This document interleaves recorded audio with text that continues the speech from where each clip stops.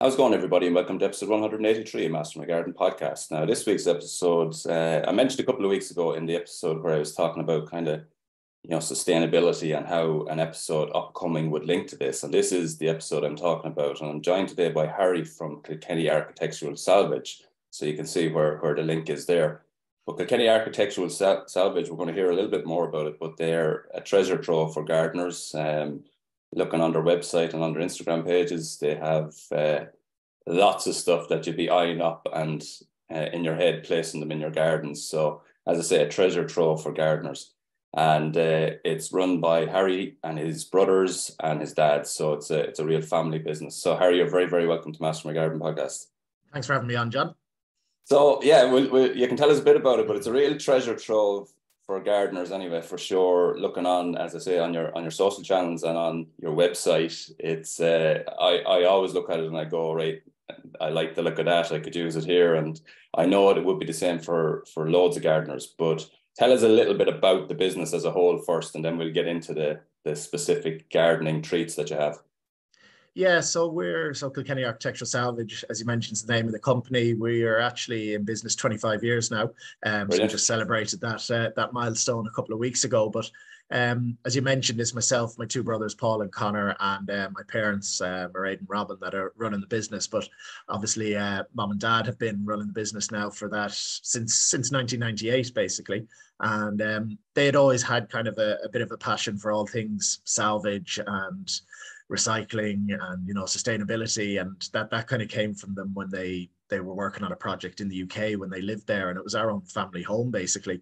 And right. During kind of the 80s in London, there was a bit of a resurgence of properties being renovated, and there was so much out there that you could kind of go nearly walk in the streets and find a door that was coming off of one building, and you could kind of use that on your own. And that's kind of where Dad got that bug. But he was working in financial services, but so it was just kind of that little bit of an itch there.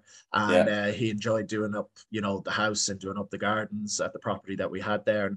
And when he moved back home in kind of the late 90s, he was kind of looking at different things. And we're very lucky that we have within the family, my granddad had bought a very big site back in the 60s. It's the old woolen mills in Kilkenny, it's a 12-acre site, absolutely huge place, and with big warehouses on it. And he was looking at different opportunities, and then kind of the world of salvage kind of just was still there with him, and it was kind of niggling at him always. And he said, okay, well, I'm going to have a go at this. We're very lucky we have the space. I don't have to worry about going getting a big warehouse and thinking about, and the outdoor aspect was always going to be huge for him as well, because, there's not a huge amount of people, and there definitely wasn't at that point in time, doing a lot of kind of the secondhand garden items, a lot of kind of the different types of paving and all of that type of aspect of the business. So yeah, he set up the business in 1998, and we buy and sell absolutely everything and anything you can think of. Obviously, from an indoor perspective, things like furniture and timber beams and all of that are just standard that you'd expect with a salvage yard. But because we have a big outdoor area, the outdoors is huge for us. It's a very big part of our business, and if anything, it's probably one of the biggest parts of our business. And so we're very lucky, and that could be anything from garden furniture, paving, building materials, avenue lights, you name it, and then just random items coming in, so and that's what keeps it so interesting for people like yourselves and just normal people as well, doing up their houses and looking for something different for internal or external use. Yeah, there's a few things springing to mind, and I was jotting down a list of the gardening items that you have on your website, and I kind of will flick over those in a minute. But I referenced in the intro that I was linking this episode to another one a few weeks ago. And just for your reference, because I'm sure you mightn't have heard that one, it was basically what I was talking about was sustainability in gardening, and particularly when it comes to, I suppose, getting longevity out of something, be that a tool, particularly what I was talking about was tools, buy something good and quality and that lasts a long time, that you could possibly hand down in years to come, and how that is way more environmentally friendly than buying something that's cheap and cheerful and throwing it out after a year's use, that kind of thing.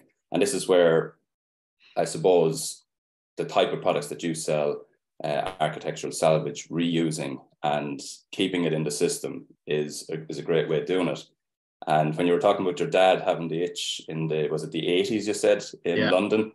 I lived in Germany for a very short time back in the 90s, and they had this thing over there, and I've never seen it anywhere since. I don't know if it's still done, but basically, if you lived on a particular street in a city, on a given day per month, you got an opportunity to put out items that you didn't want onto the side of the street, and there was a window of, I think it was like 48 hours where people could actually go and take these and, you know, find another home for them, or reuse them, or upcycle them, or whatever. Now, I don't know if it's still a thing, but it was really interesting. I was only living in rented accommodation, so none of it was very useful to me, but it was all very interesting to me, where this kind of good furniture particularly was put on the side of the street, obviously didn't suit the new style that they were going for or whatever, and it could be just taken away and, as I say, upcycled or reused. And I always thought that was a great initiative. I don't know if that still happens, but it was interesting.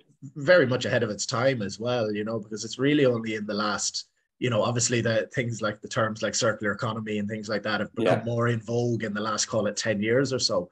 But, you know, if you're going back 30, 40 years, people weren't really thinking like that.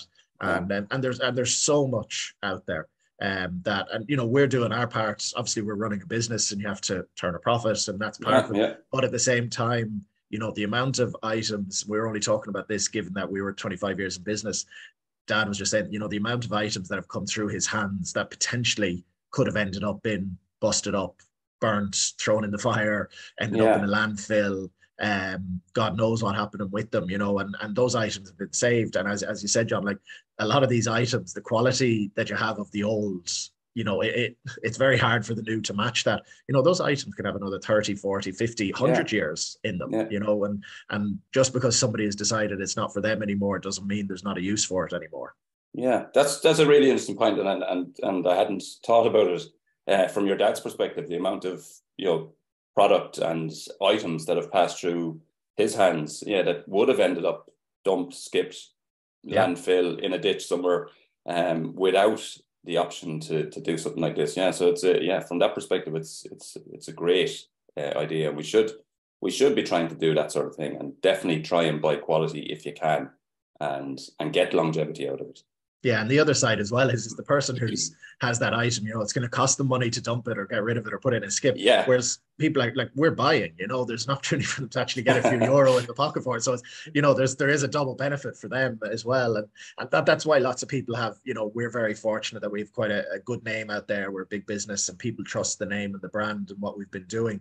You know, obviously there's things like Done Deal out there that people do put stuff up on, but you know, people are a little bit more skeptical of that these days. You know, they don't know who's kind of turning up at their door and maybe getting hassled with 100 phone calls that they don't want to. So that's where we kind of stand out a little bit, that someone can call us, they know who's coming, they know that we're dead straight in how we deal. And also if someone has a lot of items, we can kind of go in and buy a whole job. You know, it's not a case of, oh, I have to sell every piece off bit by bit, and it's going to take I put 100 ads up online to try and sell all these things and be hassled all day long with you know, Facebook Messenger popping up and whatever else continuously. So that's an advantage that we bring to people when they're doing it. But we're just trying to get that message out there.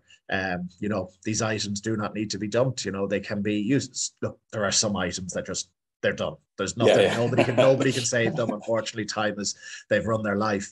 But more often than not, there is somebody there. And you know, sometimes we take in stuff that, you know, we really don't particularly want it, but we know we can move it on nearly, you know, not necessarily free, but essentially free for the next person who's buying it. You know, they can pick up a nice little chair or something for 10, 15, 20 euros, you know, it's a fraction of what it's actually worth. But we're just, you know, we are a volume business. Architectural salvage yards are set up to be volume businesses. They're not antique shops that will, you know, sit on single pieces and let it go up for a long time. And do it. You know, we are in the business of moving stuff on, and that's because you only have so much space and so many opportunities out there.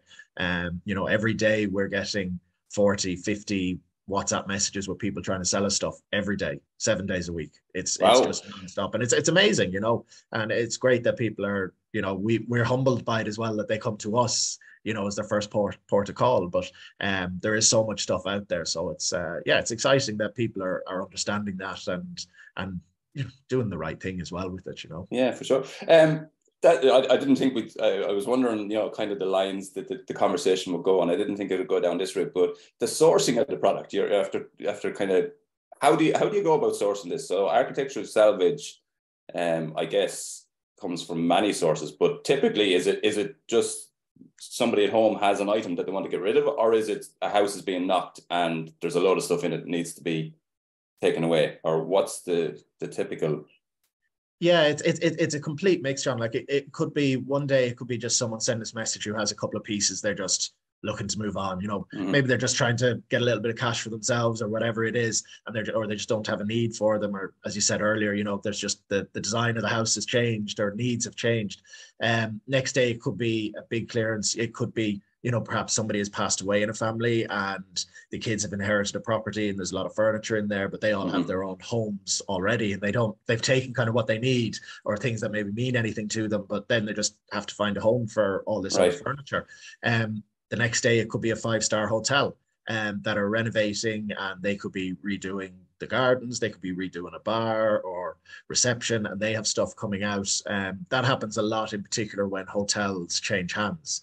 With new ownership, because you'll have a new vision and a new designer will come in with great plans, and the whole place could be changed. And the items that can come out of that could be, you know, you could have a couch come out of that new could be 5, 6, 7 grand. We'll be buying it and we could be selling that for an absolute fraction of that price, because often what happens is, you know, when the mind has been made up, those items just need to be gone now. They're in the way. They're going to cost in storage, and projects move on. And then it could be a pub, it could be a restaurant. So it's, you know, that's what we really try to keep that mix in terms of the jobs we're doing as well. That it's all the way from just, you know, dealing with the individual person all the way up to that 5-star hotel, because that's what gives us that eclectic mix of items, and that's what people want when they walk into a salvage yard. You know, like I think the perceptions, like there's lots of people who don't know what an architectural salvage yard is, and they think it's going to be one of two ways. It's either a group of old lads walking around kind of kicking a bit of scrap metal around the place, or it's this high-end antique business that they feel, oh, that's not the world I'm in. I'm out of my depth, or I don't have the budget to be, you know, everything's going to be thousands and thousands of euros and all the way up, and you know, that's not what I'm doing. Whereas we're the complete opposite of that. We're the business with everything from, you know, a couple of euros up to the thousands of euros. We do have high-end items, because architectural salvage is really good. Architectural salvage is hard to get, and when you get it, there is a price for it. But we have everything and anything in between for budgets. Like, you know, we have kids coming in who are picking up presents for their parents, you know, as like a little Christmas, or for a Christmas present, or like a little garden ornament, you know, it could be just a little stone, you know, it's a new item, it's concrete, you know, it's just precast, it's done, but it's something nice and easy for them to pick up for 15, 20 euros. And, you know, it's a little bit different than what you might just find on the high street. So, you know, we are kind of for the masses, as they say. Yeah, it actually sounds like, actually you mentioned about the old guys going around kicking stuff in the yard. You're a young and vibrant team. You're pretty much you're I know you do competitions where, is it yourself that goes missing and you have to be found? Yeah. We do it's called Searching for Salvage, where basically, like, we kind of, the bit of background on that is basically myself, my two brothers, Paul and Connor, we were all off doing different things for the last 10 years, basically. And then literally in the last kind of 4 years, without actually having the conversation together, we all ended up kind of making the move back home to Kilkenny to join the business. Right. And it wasn't a case of, you know, I mentioned before that we didn't sit down and have a pint together and say, right, let's go home and stir up the business on mom and dad and cause havoc. It was literally, we were just, look, when you grow up as kids with parents who have a family business, it's kind of ingrained in you. It's part of, you know, it's what you talked about at the dinner table, all of those things when they came home from work. It's like, what did we sell? What did we buy? Did we make any money today? You know, that's just part of, any kid can relate to that whose parents are entrepreneurs. But you know, we went and did our own things. I worked in finance for 10 years as a stockbroker. Paul was in the travel industry. Connor was in insurance. So we were all doing different things, but that draw was there. And we've come back in the last 4 years. And a big part of what we've tried to do is get the business online. And obviously we were very fortunate that we had kind of had a year or two ahead of COVID to have started that process and have kind of a social media presence. You know, we've over 50,000 followers across social media now, which is huge for a small little family business. And yeah, that's the way we've done it. But yeah, we're trying to have a bit of fun with it. As you mentioned, the searching for salvage is where I go on Instagram and TikTok live. I'll say that I'm going to be in, for argument's sake, we did one in Dublin, say that was our first one. And I said, I'm going to be in Dublin and I'll reveal a secret location live on TikTok and Instagram at 2:00. So I'll go on live, and basically the first person to come and find me and shout out searching for salvage wins a €100 voucher. And yeah, it's been a lot of fun. To be honest, the first one we did. Now, I wish I'd come up with the idea myself. I didn't. I saw a guy in the UK doing it with his own watch business, and I just thought it was a lot of fun. And I said, look, I said it to the lads, let's try this. And they kind of looked at me and were going, oh God, what idea have you got now to try this? You're going to be standing on your own for an hour talking into your phone on a live. And it's hard to talk for an hour on your own when there's nobody else asking you questions or replying. But we were found in 7 minutes. Right. So you have to stay alive until someone shouts at you. I stay live until someone comes and find me. Now there is a deadline on it, but yeah, to be honest, I plunked myself in an easy spot. I was in Stephen's Green, right in the middle of it. So yeah. I was playing the odds, you know. But at the end of the day, you don't know if anyone's going to be on and come and find you. Yeah. And we did a Galway one, and that took 57 minutes. So I was on a long time, and I was going to call it quits at about an hour, and we ended up getting found. And then we actually did a Kilkenny one 2 weeks ago as part of our 25-year celebrations, and again I was found in 7 minutes, but ironically it was a man from West Cork who found me you know. So but that's the beauty of social media. We're trying to have a bit of fun with it as well, you know. And look, at the end of the day, the more eyeballs looking at our business, the better, but we're able to kind of have a bit of fun, give away something, and just be a little bit different, because a lot of businesses, again, in the salvage world, will be run by very kind of traditional people, maybe, who wouldn't necessarily be, you know, social media savvy and whatever else. Exactly. On top of that, and going with it, we've been very lucky, and that's why, in particular, on say a Saturday in our yard, it's just full of new customers, people who've never been down, and they are traveling the country to come down to us. You know, a typical Saturday, we'll literally have all 4 corners of the country covered with people coming down, and people getting in their car and driving down from Galway for 2-3 hours to get down to us. And you know, it's, as I mentioned earlier, it is quite humbling when you realize people are giving up 4 hours of their day sitting in a car to come down and see us, or they're coming down and spending a night in a hotel, and they're saying to us, look, you're the primary reason we came down. We're lucky. You know, you're a Kilkenny man. You know, Kilkenny is a nice place, so it helps that there's good restaurants and a good nightlife and hotels and all of that as well. But for people to say that, it's lovely to hear. I'm actually a Laois man. You're a Laois man, okay, But it's a bit of a mad situation where I am. I'm in Laois. I don't have a landline, but if I did, it would be a Kilkenny phone number prefix. Okay. And I have a Carlow postal address, but I'm actually County Laois, and nested right in the corner. Keep it interesting. Yeah, for sure. So that's sort of the background of the business. I think it's very interesting that you all gravitated back towards the business, and without having a conversation about it, coming back from the world of finance, travel and insurance, I think you said. Yeah, exactly. That's incredible that you came back, but there wasn't a previous conversation talking about coming back, that you all just sort of drifted back. It's that's mad, really, that 3 people will come back into a business like that without actually talking about it. Brilliant. The products, and I suppose the ones that would be related to gardening, I suppose when it comes to gardening, and if somebody's working on a garden project of some sort, almost everything that you sell potentially can be used in the garden anyway, with the exception, obviously, of sofas and things like that. But the list is endless. Like, looking through it, you have whiskey barrels, arches, gazebos, granite troughs, cast iron pumps, so much stuff. How does those type of products? I know some of them are new, as you mentioned, the concrete gift that a child might buy is, you know, created new. But how does the rest of that stuff? Is that all salvaged product, or is some of it purchased as well? Yeah, it's a mix, and there'd be a mix of original salvage pieces and then reproduction items. You know, so using something as simple as a cast iron garden bench. You know, what essentially we would do at times is we might get our hands on an old original bench, which is very difficult to get, of a certain quality, of a certain style. And you can be quite expensive to buy them as well. So what we would do, or we'd have people who would be working with, is you'd get, those type of benches, and you'd go and get them recast as reproductions.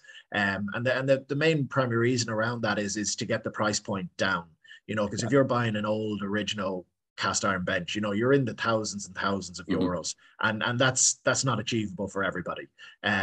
But the key is, if you're doing reproduction, is that the quality is right, because there are reproductions that are out there that the casting is just not of the level of material that it should be. And you're not going to get the lifespan out of it. Whereas we work with foundries that, the quality is there, and this item, if the two items were beside each other, it would be very hard to tell the difference.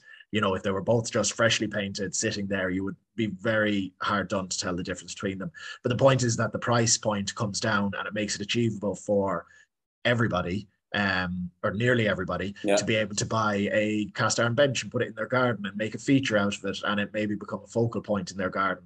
And then obviously, with everything that's happened through COVID and everything, obviously you've seen it hugely as well. The garden has become the new home. It's so important for people. But so we have the mix of the salvaged and the reproduction items, and that's just to kind of, at the end of the day, it's a lot of it's down to volume as well. So that, if we get one original cast iron pump in stock, that's great. It'll be a higher price point, but there's one to sell.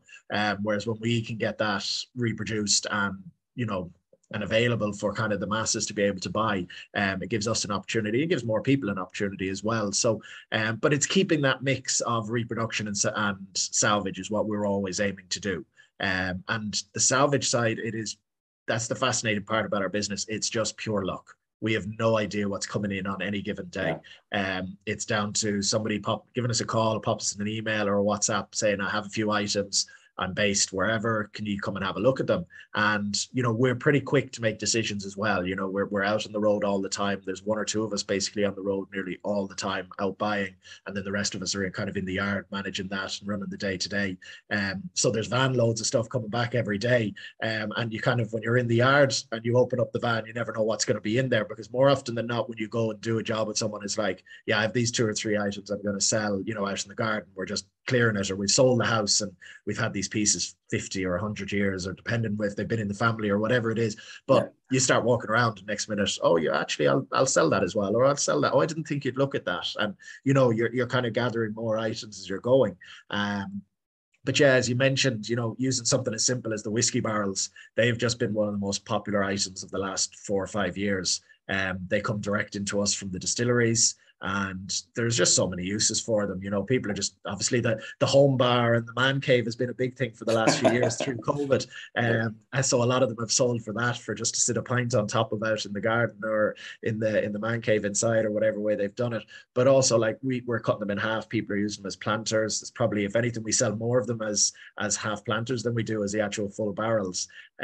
People use them as water butts in the garden, like everything and anything. Multiple uses. And the quality looks really good on them, because they got a little bit scarce.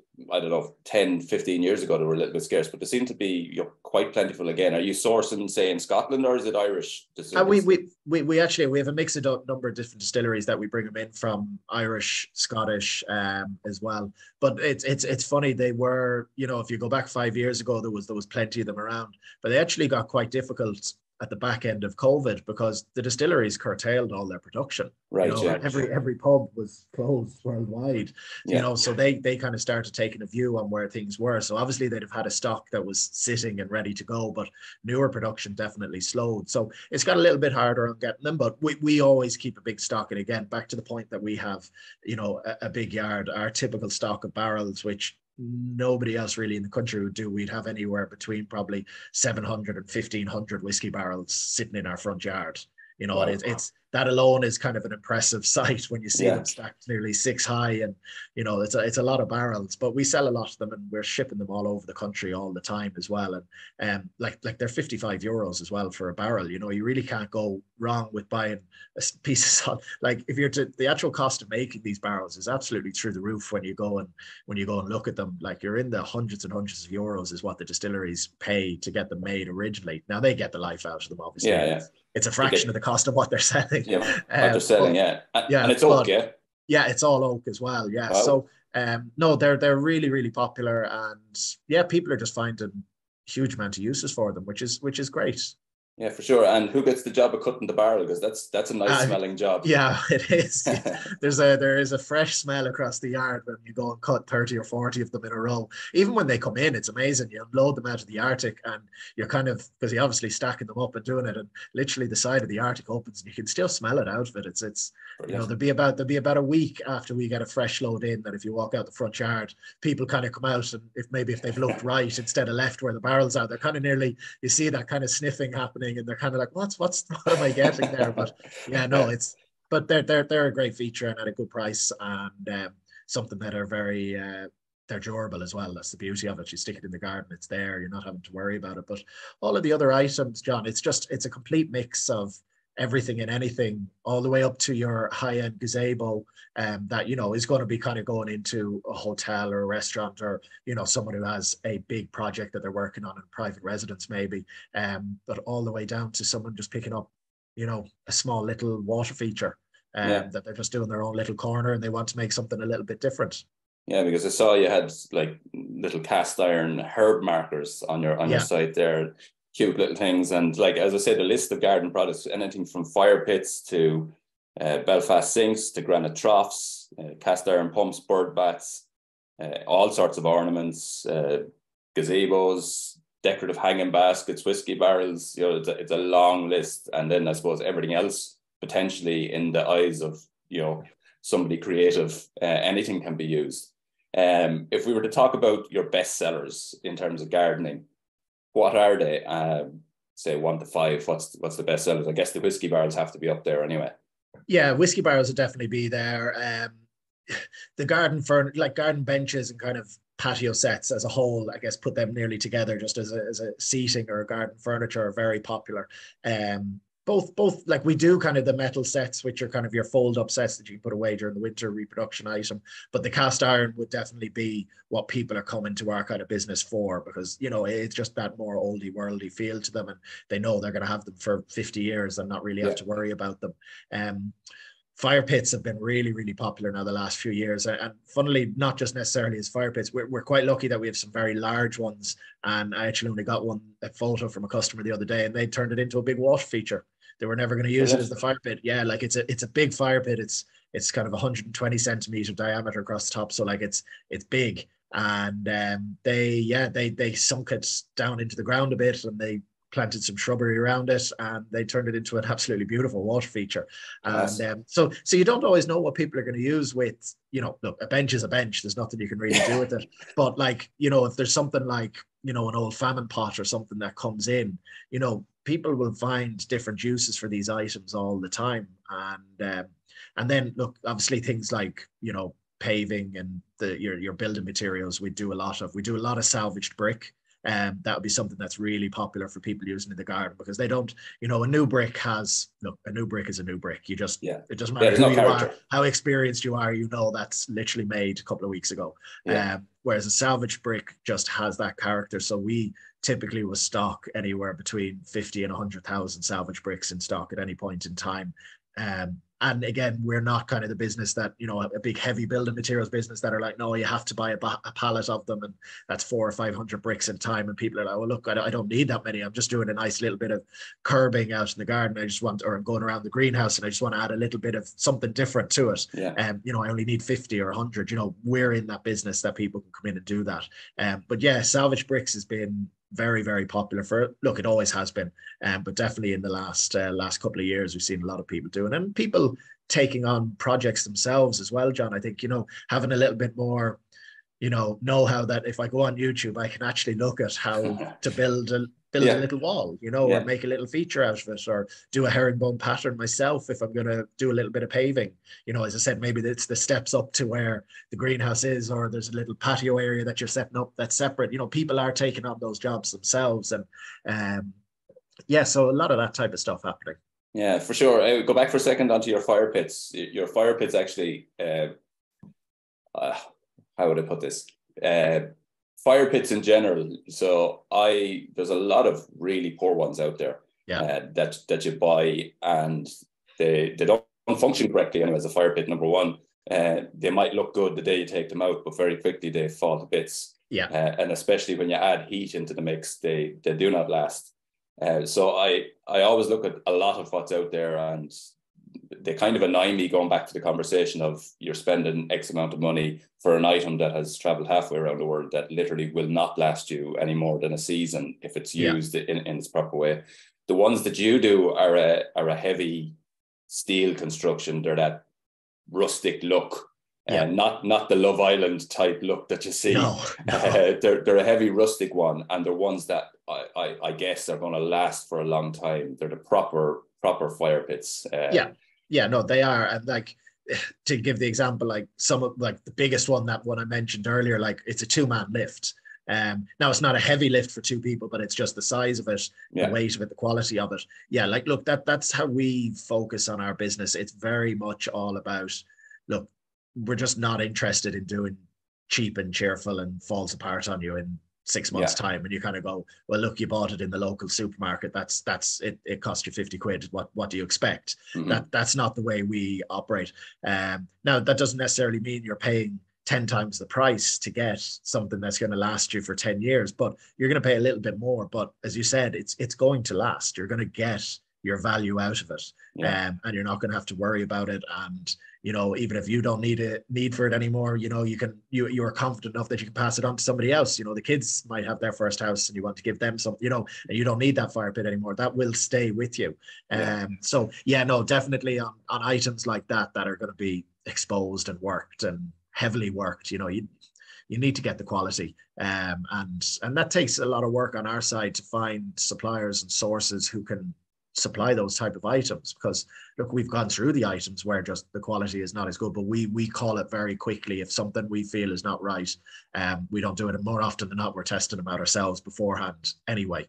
We don't just buy in, you know, 100 fire pits and start just flogging them out and then start getting bad feedback. We'll get 1 or 2 in, we'll test them ourselves in our own homes or wherever it is, or in the yard, but not necessarily just a fire pit, using that across all examples. If it's going to be an item that we think we want to sell a lot of, but are checking out the quality, and we'll make sure we do that, because we're reliant on, I think people, when they think of salvage yards, they do think, you know, sometimes they can be skeptical. They might think, oh, back to that point about the guys kicking scrap around, they can be skeptical, or they can go the complete opposite way and go, no, I'm going somewhere that, you know, I'm going to be getting something that's quality here. And that's really important to us. But so the fire pits is definitely one that you would have, and as you've said, advise someone spend an extra 30, 40, 50 or even 100 euros on it, but don't have to think about it again. And especially if you're making a feature out of it in your garden, you know, if you're going to be building other things around it maybe, and that's your focal point, which it usually is in a garden,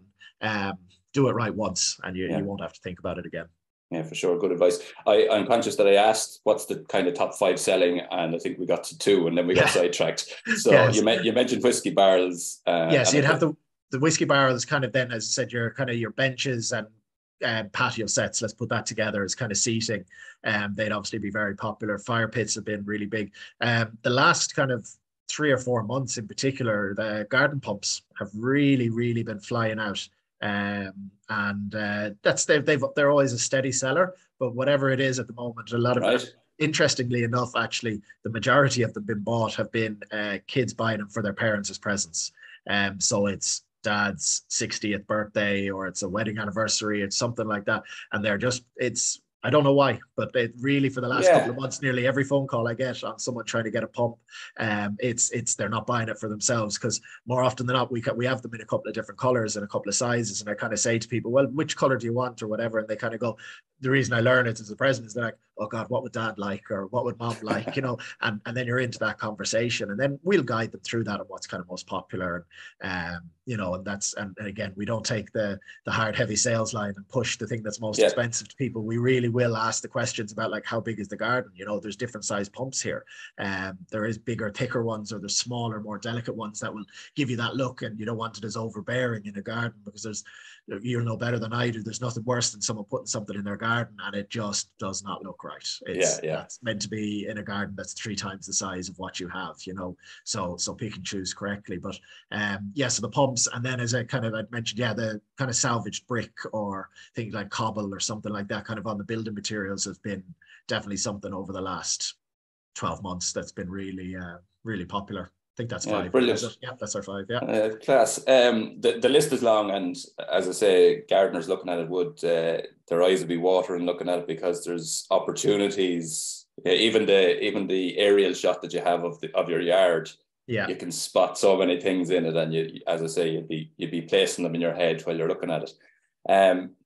Nothing to do with gardening, but the most unusual item you've ever got in, or something that you weren't expecting to find, or something that was maybe in a container that shouldn't have been there, or whatever.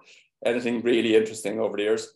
Yeah, it's funny when we talk about that type of thing, we would all have different things that might stand out to each of us and kind of go, I'd be excited about a certain item, and Connor or Paul might be like, okay, that's grand, you know. So it is funny, we all have our own kind of little niches and different things we like, but some of in terms of kind of the things that are the feature that someone walks into the warehouse or into the yard and you get the, oh my God, I did not expect to see that, or the wow factor for people. You know, like we've had full-size confession boxes come into stock, and that's something that when people walk into, like we have a big warehouse, it's 3,000-4,000 square feet. When they walk in, they expect to see, some pub signs and furniture and, maybe some taxidermy and things like that. And then they swing a right and then they see this confession box sitting up. What do you do with a confession box? Well, it's funny, like that one ended up being sold off to, we've had a couple of them, but this one in particular, the most recent one, went off to a film company. So they've bought that, and that'll be used on sets now for and that'll be recycled and continuously used, because most of the film companies have their own networks as well of buyers, and they will know that, oh, so-and-so just had that confession box for a set, and they'll move it on to another set, and it'll keep going. So, and at the end of the day, something like that, the quality of the timber that goes into anything in particular from the religious orders is as good as it gets. Like that was the best pitch pine you will ever see in your life. Yeah. And so that's kind of one of the random ones that gets a bit of a laugh. But then also, like we just recently had a life-size horse made out of buffalo bone. Again, a complete random piece that just came from a private collector. They were moving off and didn't have the space for it anymore. And they'd had it for years, and we got it. But then it could all be all the way to John, to anything. It could be a little dinky little clock that comes in. Could just be something that we do a little bit of research on, and you get a bit of history on it, Right. Paul does a lot of would do a lot of the work on kind of researching the items when they come in and trying to get an idea if we can get more background on things. And only a week or two ago, he was literally clearing through boxes, and there was kind of a glass jar with a note inside it. Now he hasn't actually opened it yet, because he ended up getting distracted and whatever else. And we were only talking about it, saying, God, did you take out the note to see what's in it? And he said he completely had forgotten about it. It just, we got busy and it's on the to-do list, So that could be anything. Who knows what's going to be written on that? It could have been written a couple of weeks ago, or it could be something that's sitting there for years and years and was just buried at the bottom of a box. So that's the world we're in, that you never know what's coming in, and keeps us on our toes as well, because we have to be learning as well. That's something myself and my two brothers have had to. It's a steep learning curve, given we came from other industries. Yes, we grew up with our parents owning an architectural salvage yard. You worked the summers and you did your hard yards that way. But the experience that Dad has, and the eye for items, and the knowledge that's just there, and you kind of go, how did you know that that's what that is? Or how did you know that that's roughly where the value is of that item, or the history of it? And he goes, like anyone who's doing something for 25 years, I just know, and that's frustrating when you're learning it. But at the end of the day, that's the only way you get there, is when we're having that conversation in 20 years, we'll be like, I just know. Yeah. Two questions spring to mind again, going away from gardening a little bit. And I suppose this is more a question for your dad, but since he started the business, have you seen the type of item change? So obviously architectural salvage is typically from an era that is X amount of years behind where you are today. Have you seen that change? It probably hasn't changed since you guys got involved, but he would certainly have seen a change over the years, has he, in terms of what's coming in? Yeah, I think it's probably it's not necessarily the change of the item, it's more the breadth of items that are coming in. Okay. And maybe the knowledge and understanding of people themselves who are selling the items, realizing they actually have something. And that doesn't necessarily look, everyone has the only fools and horses Del Boy moment when they think what they have is worth the millions and millions of euros, and unfortunately more often than not it's not. Sometimes it is, and maybe they'll get lucky, and everyone we dream about that, and we're in the business. You're always waiting for that moment.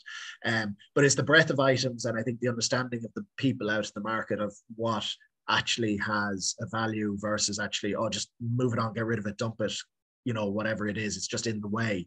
And that technically now is bringing more items into the architectural salvage world, because they're getting an opportunity to be sold, resold, bought, and dealt with.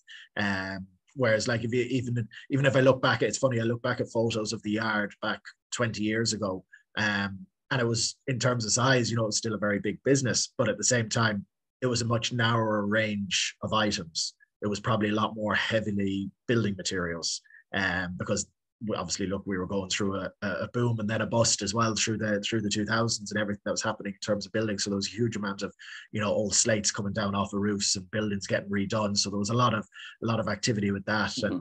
and windowsills and old troughs and limestone steps and all that type of stuff coming out of buildings. There was so much renovation. But now we do, from our perspective, a lot more. You see it on the kind of the commercial side now as well, which gives the opportunity to get bigger feature items as well. There could be an old train station that is getting renovated, and the old cast iron kind of railings are coming out. So it could be anything like that. So I'd say it's the breadth is probably what I think that's what he would say. I'll ask him, but I'd say that's what or pop down to the yard. I'll have an answer for you next time you're down. But I think that's how he would explain it. Yeah, it really sounds like one of the most interesting jobs that you could have. I kind of get that from you, that obviously when the three of you have come back, there must be a draw there, but you sound as if it's an exciting job, and definitely always changing and interesting. So I think it sounds like a great job to have. Yeah, no, it is. It's fun, and like, it's, as I said, it's the point of not knowing what's kind of coming in. But look, there's obviously the drawbacks, and I went from, I was a stockbroker for 10 years. It's a high intensity job and you work hard, and but there's security in that you have an employer who's paying your wages every month, and at the end of the day, we all took that plunge to come home and run the business, and you have to work hard for it, because at the end of the day, you have to pay your employees first, you have to cover all your bills, and anyone who runs their own business now knows how hard that's been for the last 2 years, basically, in terms of dealing with electricity and insurance and all of those type of things, and then hopefully have something left over to pay yourselves. But we're very lucky that we enjoy doing what we do in order to do that, if that makes sense. A lot of dudes it's kind of one of those things that we have a lot of fun with it. But then between myself, Paul, and Connor, we all have kind of different skill sets that we're trying to bring to the table as well. And as I mentioned, like, I do a lot of our online stuff, Paul will do a lot of our research, Connor will spend a lot of time dealing with some of our kind of more commercial clients, kind of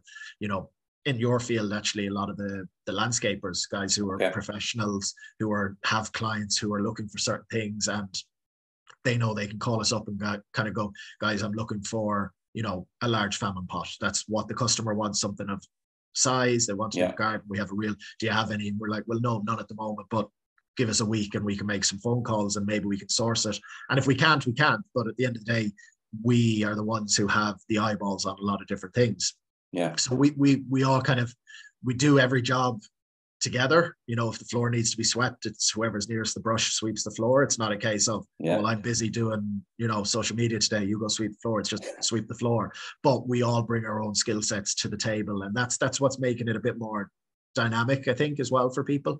And customers have kind of mentioned that as well. It's kind of like, they get different chats with each of us and kind of different perspectives and everything, which is, we're very lucky that there's 5 owners within a business, including our 2 parents. Most businesses in our world, it's one guy who's been doing it a long time, and, he has employees running around, been busy, but he's the focal point or the anchor for anyone they need to talk to, whereas they come down to us and they kind of get that look, I think we come across as passionate about what we do, and hopefully it does sound like that. But it's honest. It is we really do enjoy what we do. Obviously, there's days where you wake up and you're going, "Oh, I'm doing the day off today," but you kind of get in, and everyone has that. It doesn't matter what job you have. But it's when you get in, you get going, and there's a real buzz to it. Yeah, it sounds like a real vibrancy about it. And as you said, it's not something you always see with architectural salvage, a vibrancy. So yeah, it is great. I think the concept of architectural salvage for anyone with a creative eye is brilliant. It's keeping something in the system. Tell people you're not hard to find except when you're hiding in Dublin or Galway or Kilkenny, but tell people where they can find you online and your website and so on. Yeah, so our website is eurosalve.com. And then that's that kind of, we update the website kind of every week with new items that are coming in, but sometimes it can just be busy and we don't get time to put stuff up. But social media is definitely the best way to follow us: Instagram, Facebook, TikTok. We're on TikTok now as well, obviously, as you have to be. And that gets updated every single day, usually multiple times a day. We're kind of aiming to put up 2 or 3 or 4 items a day, which takes a bit of work from our perspective, but it's great. And social media is definitely the easiest way. We have a very good newsletter as well that people can sign up to on the website. Kind of an email goes out once or twice a week with new items that have come in. But then look, at the end of the day, for all the airs and graces of what we bring with going online and social media, you can't beat walking around the salvage yard. You just jump in the car wherever you are, come down, and we're literally only 2 or 3 minutes outside the city centre, but you wouldn't think it when you get to the yard. We've nearly 10 acres of space there. We're on the River Nore that kind of goes along one side of us, and then we're completely surrounded by trees. A customer was only down yesterday, and it was actually, they were down first thing in the morning, and they just, because it was quiet, they were the first car in. We didn't have the teleporter or forklifts going or anything, and they said they couldn't believe how the noise of the birds, just how at nature you really were just walking around, because it is very, like, the site has been there hundreds of years, and so it's very well grown and established. So jump in the car and come down and have a walk around the yard. And we're open Monday to Saturday. We get 1 day off. We closed on Sundays. We'd probably be very busy on a Sunday, but at the end of the day we have to have 1 day off. And just pop down and have a walk around. And we're very much the place as well where, we're not hounding you, kind of going, what are you looking for? What are you after, this or that? It's like, just come down, have a bit of fun walking around. 99% of the time, if you come down looking for a fire pit, you'll leave with a pump instead. It's people leave with the complete opposite usually of what they're looking for, because they didn't expect to see what they see when they walk around. So that's what I was going to say when you were saying about come down and visit. I'd imagine it's very like the person that runs in for a sliced pan or a bag of carrots, and they come out with a full trolley of stuff from the center aisle. Or exactly. look, we rely on that as well. That's as I said, there's a price point for everybody there, but we're never going to be the ones pushing people, and we're trying to get that perception out to people. Don't feel that you're going into an antique shop where you think you have to buy something and be dressed nicely and walk in and look like you're the type of person that should be in this store. We're the complete opposite. Just come down, enjoy it, and if you see something you like, happy days. We can deliver all over the country as well, and just have fun with it. Brilliant. It's been a really, really interesting chat. Looking at it beforehand, I didn't quite know where we'd go with the conversation, but it has been really interesting. As I say, following you online and looking at what you guys do and the items that you sell, it's definitely a really, really interesting business for gardeners and landscapers and all that sort of thing. So, but the chat itself has been really interesting. It's great to hear the story, great to hear and feel the enthusiasm from you in relation to your business. So, Harry, thank you very, very much for coming on Master My Garden podcast. Thanks, John. Thanks for having us. So that's been this week's episode. A really, really interesting chat. Enjoyed that. As I say, when you look at the website even and look at what they have online, you will start placing items in your head straight away, from the whiskey barrels to the Belfast sinks and the granite troughs and all of that. You'll be picking jobs for the items that you see, and really worth following. So yeah, enjoyed that. It does fall back and tie back to that episode we had a couple of weeks ago in relation to keeping items in the system and trying to get longevity over items, and I suppose moving away a little bit from that throwaway mentality that a lot of us have as consumers. We need to move away from that and keep items for a longer period of time. Items that can be transferred and, you know, given to somebody or sold in this case to people. It's a really important message, I think. So that's been this week's episode. Thanks for listening, and until the next time, happy gardening.